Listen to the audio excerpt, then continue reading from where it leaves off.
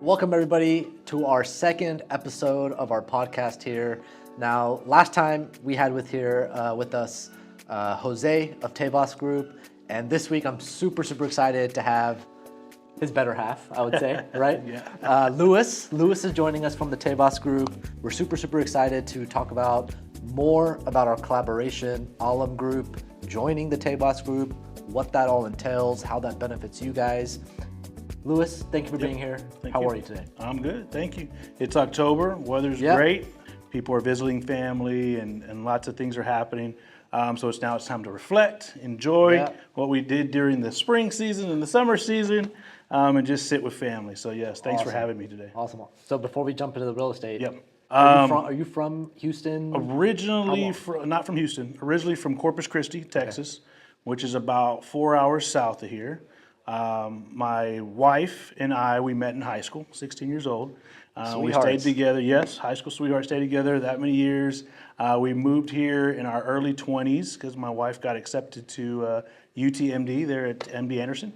And the plan was to go back home after 2 years, and we never went back home. And we had two kids. Our kids are now 11 and 14. Alexa's my daughter. She's a junior Olympian. And my son is a big basketball player for his middle school at Barry Miller. That's Jacob. Awesome. So last time we were here with Jose, we learned that he came from a crazy military background. Yes. Is that your story? No. Or have you been real estate the whole way since the beginning? Where are you coming from? So not from the beginning. Jose, and that's why Jose and I are such perfect business partners in the sense where he complete opposite of me, and so it works out good. But my background is graduated from Carroll High School, and from there I went straight into getting my real estate license. Started my real license for about a year to two, and then we moved to Houston. So I didn't want to start a new business, being a new agent in a new city, because real estate is all about relationships, and I had no relationships in Houston. Yeah. So when we first moved here, for the first 8 years, I was in the oil field. So I've got my oil field patch. I was selling real estate at the same time, but oil kind of took a lot of my time. I started in the shop, then went offshore, learned a lot of the trades. And towards the end of that 8 years, I got into corporate sales for an oil company. Seaboard Wellhead, really great company, learned a lot from them. They were a small mom and pop at first and then blew up to be a big company. Learned a lot during those times of sales, needs, how to help people and service people, and really collaborate with different vendors to help grow your business. Anyhow, alongside of that 8 years, I was still selling real estate part-time. It got to the point where my part-time career had surpassed my full-time career, and in 2015, I made the switch to do real estate full-time. And ever since then, that's what I was doing. So Awesome. If we can go back one step. Yeah. Because there are a lot of people out there who want to do real estate, but they're afraid or not willing to dive in, dip their toe in the water, because they have the security of that corporate job. Yes. Right? If you can remember back 10, 15 years ago, what were you doing and how were you balancing the job, which I'm assuming took up 40, 50 hours a week? Yes. But like you said, the side hustle. Yeah. What were you doing to fuel the real estate while you were working that job? Yeah, it's a great question. I get it all the time. Even my current broker at the time when I was doing both, he was, just saying, "How are you doing this?" And I would say a lot of it is sacrifice. I mean, if you're going to get into this business, in any business, you have to understand that something has to be sacrificed. I owe a lot of credit to my wife and my family who stuck beside me and helped me grow the side hustle, if you will, during the time. I mean, I remember moments where I'd get out of work, I'd get home, we had the babies there, and my wife and I would get the babies in the stroller, we'd walk down the neighborhood, and we would leave letters on people's doors about the market, about who I was, and what the real estate market was doing in our neighborhood, and the pendings, the solds, the actives. We did that almost every month. We would send 100, 200 letters out by just strolling down the street with the kids. But I will say, it's a dedication, and it's also, you have to realize what you're giving up to do it. Yeah. Know that there's a goal at the end of the tunnel. There's a light at the end of the tunnel, but you have to push through. And there's really hard moments. I'd come home late, or I'd come home from work late, and then I'd work till midnight or 1 a.m. on my marketing, on on what we needed to do for real estate. And then it got to the point where I knew when I got paid every 2 weeks, part of that needed to go to a magazine ad, or it needed to go to a shopping cart ad, or it needed to go to a billboard. And so my family and I really had to tighten up budget-wise and say, we have to invest in the marketing in order for that to grow and that be the ultimate goal. And it was really tough. And I remember clearly, I'm sure my wife does too, during the time when I was in transition, I said, I'm spending too much time in real estate, I'm not making enough in it, and I'm stressing this family out. If I can't make it this year, I will let it go. And that was the year that I blew up and took off. Oh, wow. We ended up... It's what I like to call no plan B. No plan B. You know, I had told her and all or myself nothing. that I was going to let go of real estate and just focus on oil because we were taking too much of my paycheck and her paycheck to invest in my real estate career. So everything you do a year before takes about a year to blossom. So it was a tough ride, but I will say it was all worth it. If you're thinking about getting in real estate, be serious about it. This is not something that you can dabble in and think about. So what I love about you and Jose and you guys is that you take a very much, like you said, a mentorship approach. A lot, from what I've seen, a lot of times you go out to these large brokerages, they bring in these like sales coaches, Right. or these sales managers and leaders who probably have never been out there in the street doing a deal. Unlike you, you're coming from your 10-year, 15-year experience where you've been there, you've done it, you've made those sacrifices. So when you talk to your recruits or your new agents today, it carries that much more weight, right? Yes. And I know, but I'm gonna let you share on this. Sure. Is you speak a lot about marketing, right? You were doing ads, you were doing magazines, you were doing flyers, letters. That was 10 years ago. The game's changed, It has changed. right? It's definitely new trends, new resources, new technology, and you got to stay up to date with that, right? Sure. So tell me a little bit about your or Tevas's recruitment. What are you looking for in new agents, and how are you arming them to be killers out in the field? Sure. So I'll kind of start with kind of our philosophy when we started this business and what we wanted it to be when we started this business, or what the thought process was when we started Tevas. So again, I've been licensed for 19 years this month actually. So in that many years being licensed, I've seen so many things change, so many things stay the same as well.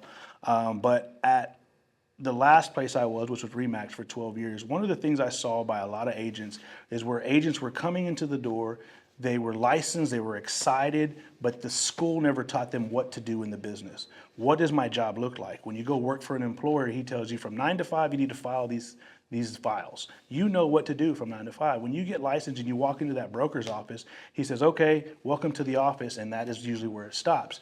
Nobody tells you what to do, how to do, and what you need to be spending your time on. So many people come in this business and they get lost. I think the statistic is for every one agent get licensed, 1,000 leave the business nationwide. Because it's not that they're not good at what they do, it's just they don't know what to do.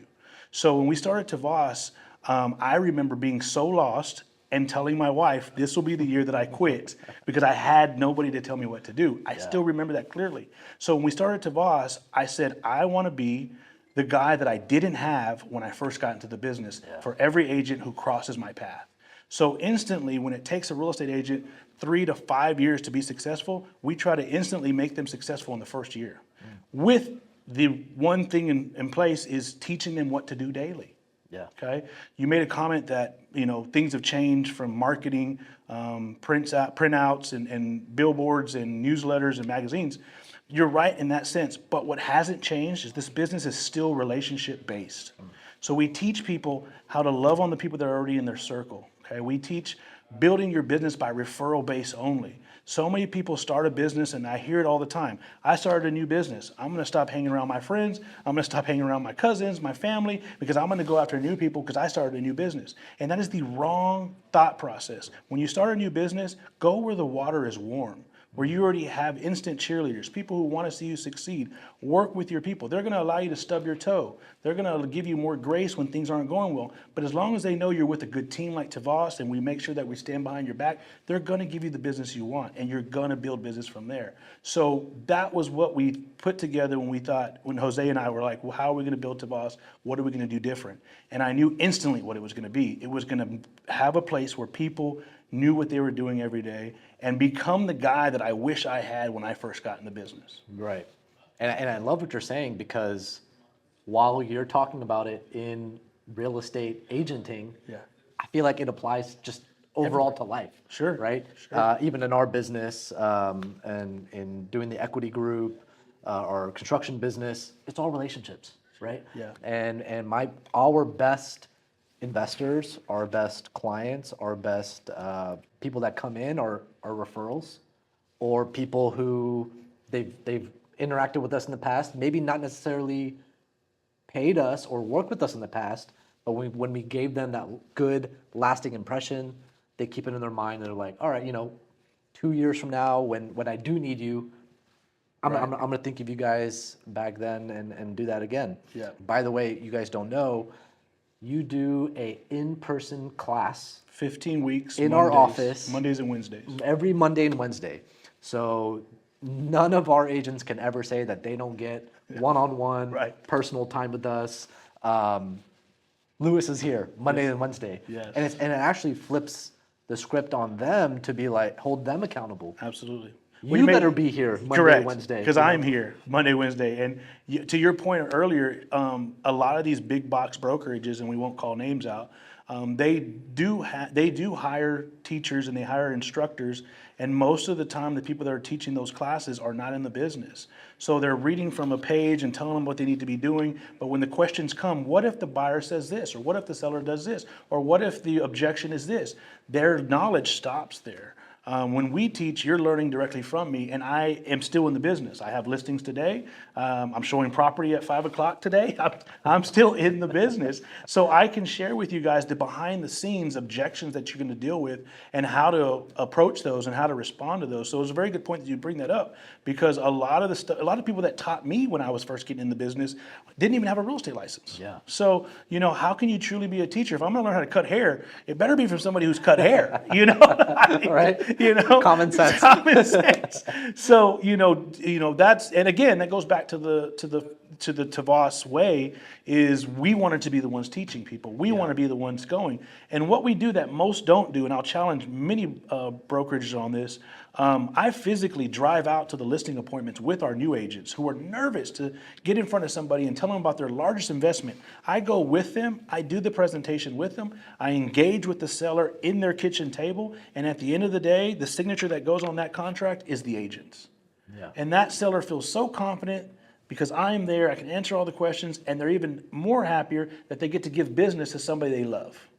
Right. And just to add on to that, I feel like with the way the world is changing and the way that we're moving, and we're going to get into the policies and the law changes coming up. Sure. But I feel like there's a idea when people say, "Oh, I'm a realtor," they're only doing personal homes. Right. Right? And they completely gloss over the idea of commercial, land, businesses. These are all areas that Tevas and Alam Group that we participate in. So it's not just a one trick pony. Right. Right? Right. Which I feel like a lot of people, just to use an example, you were in the oil business, right? There is some translation because you were in touch with people who either owned land or owned a business. If you put your creative hat on, you could have turned that into a real estate transaction. Sure. Right? And that's, I think, one of the coachings that we try to do here at King's Group, which is, always look for investment, development opportunities. It's not just buy, sell house. It's creating opportunities, being an agent, and servicing a need. Sure.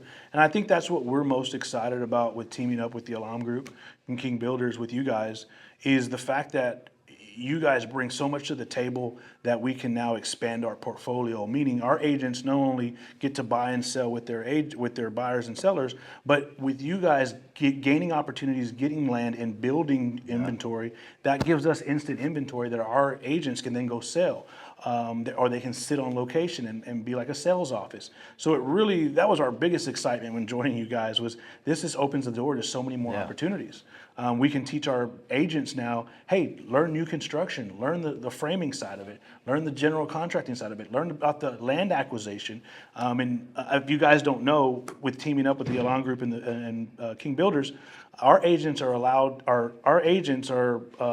able to get commission on the acquisition of the land and then get commission on the sale of the product when it's sold. So it gives them so many more avenues to make a commission check, and it really gives us an advantage, Tevas, to be able to offer that. So I was really excited when we started to do that. And I know you guys have a lot of projects coming in that we'll probably talk about, but it gives us a lot of avenues to go down. So Now let's switch gears a little bit. Sure.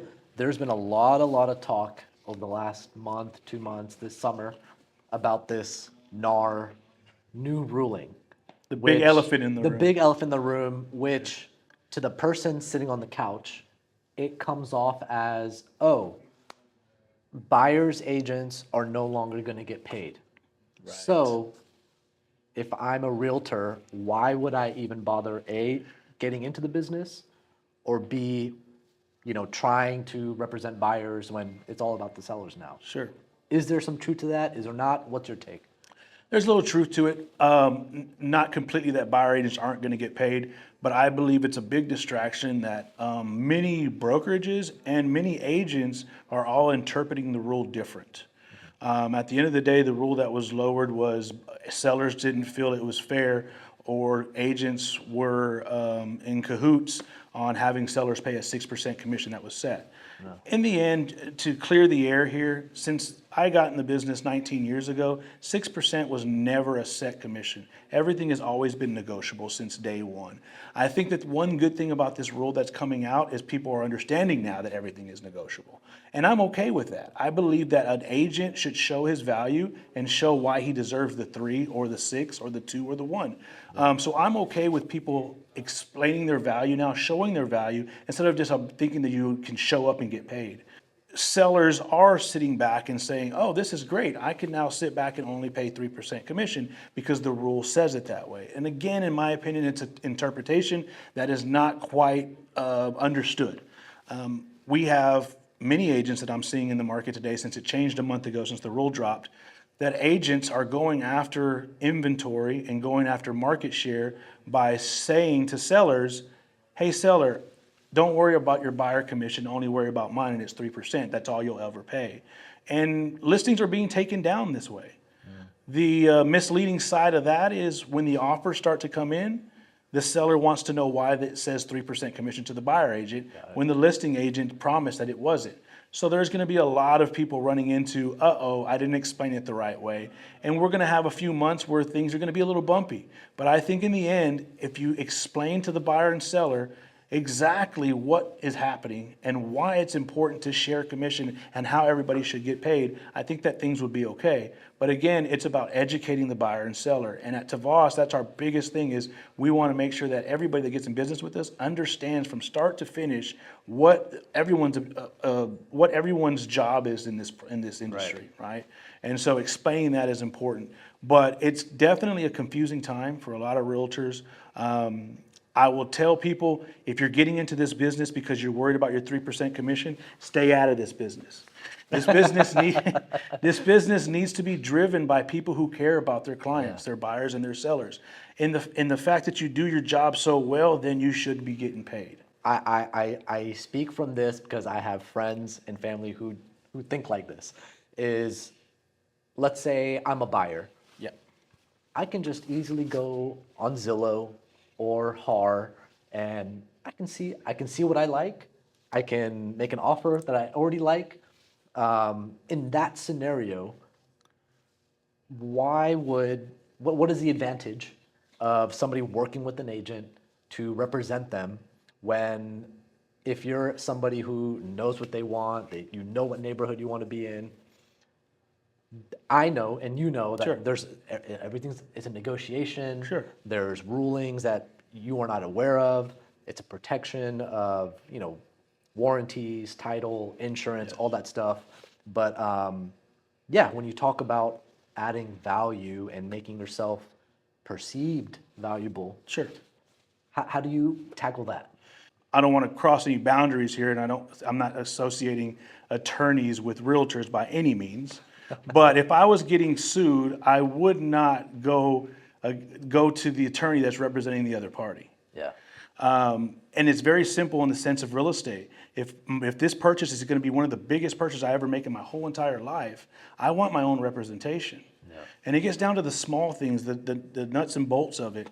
The closing dates. Is my realtor really looking out for me and sending me giving me good references for lenders? Is he making sure I'm not paying for a survey? Is he making sure that the survey is reviewed correctly? Is he seeing an easement that I don't see that maybe I would want to know that I can't put a pool back there? Is somebody completely in my corner driven by my business only, or are they blinded a little bit by representing the seller? You think of a world of no realtors. Let's think of a world of no realtors. Neighbor number one is savvy and knows the market and a bit greedy, and he pulls out a $500,000 sales price. Nobody knows because there's no MLS, there's no realtor, there's no nothing.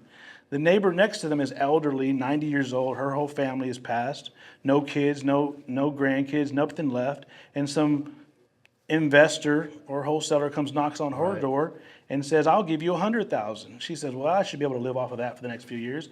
And your neighbor sells for $100, B neighbor sells for $100, A neighbor sells for $500. What does C neighbor do? He doesn't know where a market is. Our whole focus is to make sure the market stays stable, the market is fair, and that we can tell you where things should be based on comparable market analysis. Exactly. Without a realtor involved, people will be taken advantage of.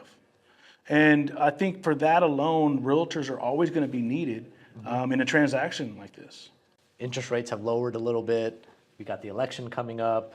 We're heading into Q4 of 2024. We don't know what's going to happen in 2025, but what's your take? Buy now, wait. Where are you on the fence of that? To answer your question shortly, it's buy now. And the reason I say this is a few years ago, and again, I can share this because not only the owner of Tevas, but I'm in the business. I'm in it. I see it happening. A few years ago when rates were 2.99 and 3.1 and under 4%, it was hectic, not only for the buyer and the seller, but it was hectic for the agent. Agents were stressed, not that our feelings ever matter, but it was a stressful time for us. But listen to what was happening. We had buyers that usually would be in a home within 30 days when they want a home. It was turning into 3 to 4 to 5 months before they can get into home. And not because they couldn't find a home, they found a million homes, but they kept losing in negotiation. Each property had 9 to 10 offers, sometimes 11 offers. I was in one transaction that had 21 offers on a simple home in Pearland in a neighborhood.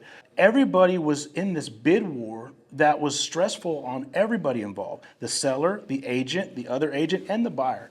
And what was happening was buyers were getting so caught up in the game of winning that they were spending out of pocket 10, 15, 20 grand, some 30 grand to win a deal because they were tired of losing. What is that? What happens there?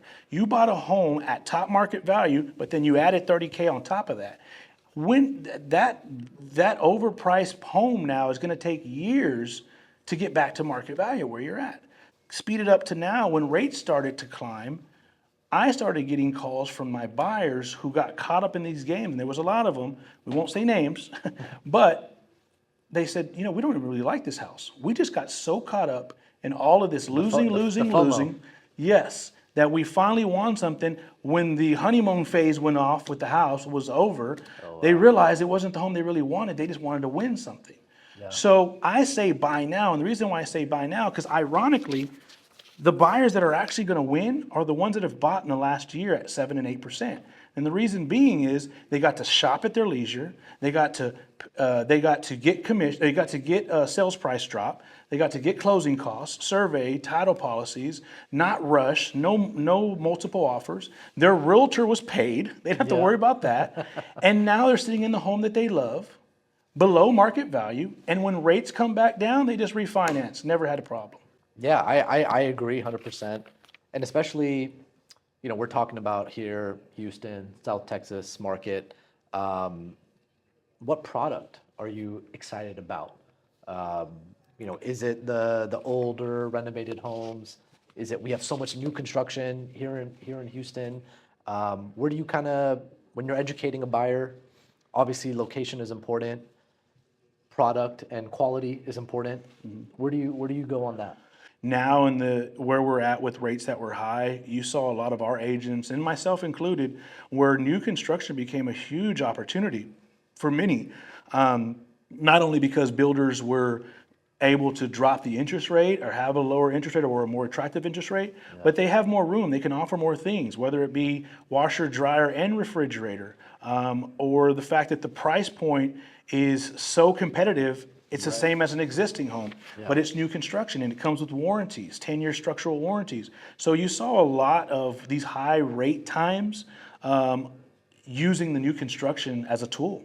The idea of, well, this home's not available, but there'll be one ready in 3 months. So people were able to pick their colors and pick the things that they wanted and didn't have to worry about being rushed. And so I would say the newest trend probably in the high rates was new construction. And again, it goes back to the reason we were excited to join the Alam Group is knowing that's y'all's focus and you're building inventory. Absolutely. And so in a time when new construction is very popular in the Houston, Texas, we're joining a group that's bringing inventory. So I'm excited. Yeah, well, no, I mean, I think just to speak on that a little bit, it has to do with supply and demand, right? Sure. I personally come from a fix and flip background. I know you do a lot of fix flips. and flips too. Yep. And yeah, man, when at the tail end, I think top of 2023, it just got to the point where we were competing with builders who, like you said, can offer customization. Hey, come in and pick your finishes. You know, choose an upgrade if you want. You're a builder. You've got partnerships with the lender. You've got partnerships with the title group. You can offer closing cost discounts. You can offer rate buy downs. Where, as a fix and flipper, I'm only locked in on this one. Right. I got my purchase price. I got my renovation. I got my sale price. Right. That's all I got for you, One show buddy. pony. That's it. And I hope you pick me over them. Right. So that was kind of for us the turning point of, all right, look, we need to change, we need to adapt, which I think is natural. Yeah. We did really, really well.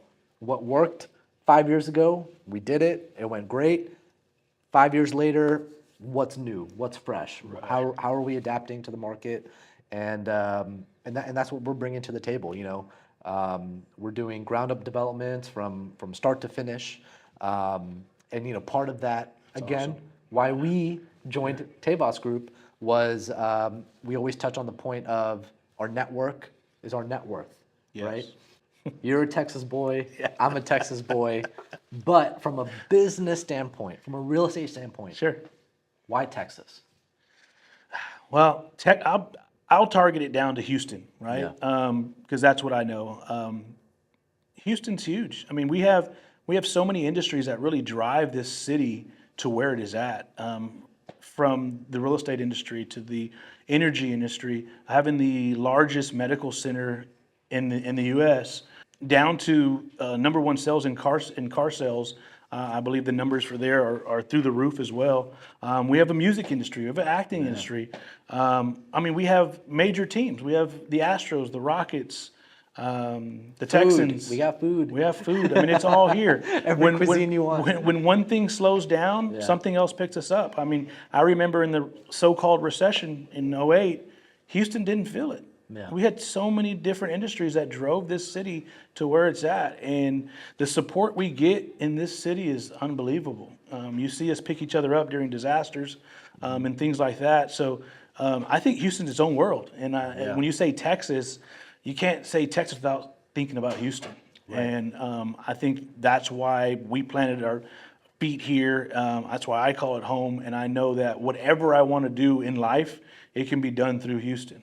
Lewis, thank you so much for coming out today. Yes, I think you. we hit on a lot of great topics, and I'm excited for all of you out there who want to learn more about how you can join the Tevas group, because we want you. Yes. Lewis, how do they find you? Yes, thank you. Yeah, you can reach us on our website at the tevasrealestategroup.com, or find us on social media at Facebook or Instagram, Tevas Real Estate Group. Reach out to us. We'd love to have you, or just chat with you about something. And real quick, thank you to everybody who joined our webinar last month. We're gonna have another one coming up Friday, October 18th. Again, we're gonna talk about new development, maximizing growth, getting new opportunities here in the city of Houston, and how you can join us and make a great ROI. So thank you again so much. Thank you, Lewis, again, and we'll see you next time. Thank you.